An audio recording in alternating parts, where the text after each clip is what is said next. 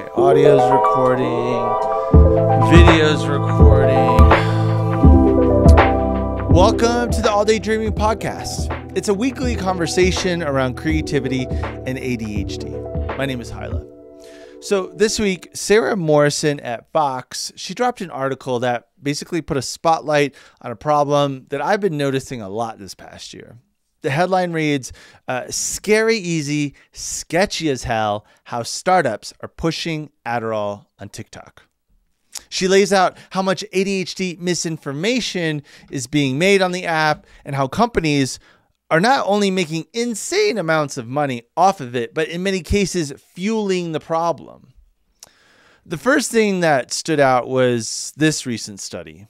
It says, quote, more than half of ADHD videos were either misleading and only a fifth were considered useful. That means like 2 out of every 10 videos that you're watching is not really worth a damn, which is pretty brutal numbers. A lot of people with little to no understanding of ADHD are going there and they're getting fed a lot of garbage. And the ones that are feeding it to them, I think, are too often people who have been like recently diagnosed in just the last couple of years. I think it's people that don't fully understand that ADHD, it's not a one size fits all condition, but rather a very complex maze of nuance and contradictions that are ever changing. Now, I can understand why this happens, right? We love to hyperfixate on stuff that's new. Getting a diagnosis it's a roller coaster of emotions, right? You can feel shock, sadness, relief, joy, excitement, lots of dopamine flowing into our brains from all the articles that made us go, wow, I thought my brain was broken, but I guess it's just my ADD. It's easy to feel like we're an expert on something after just doing a 3-day internet deep dive and wanting to share that. Like, I get all that. And I also don't expect someone with no science or media or journalistic credentials to know how to present things in the right way or edit themselves. I mean, after all, if the algorithms are rewarding you, of course, you're just going to keep doing whatever that thing is. The part that feels really dark, though, is like how much money companies are making off all this trash. For example, here's another quote.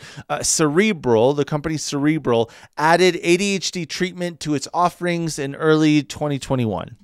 Its sales tenfold. They signed up tens of thousands of new patients, got hundreds of millions of dollars in funding, and they reached a valuation of $4.8 billion with a B dollars. The combination of record profits, using shoddy healthcare practices, and leveraging influencers with no quality control, that's a horrible recipe. Listen, and it doesn't help that there is no standardized testing for ADHD, which creates these wild, wild west conditions. It's one thing for an influencer to play it fast and loose with the facts, but the companies, they're doing it too. And that's the part that's super sketchy. Here's another quote from the article. The company Done also promotes from its own account information that could be considered misleading.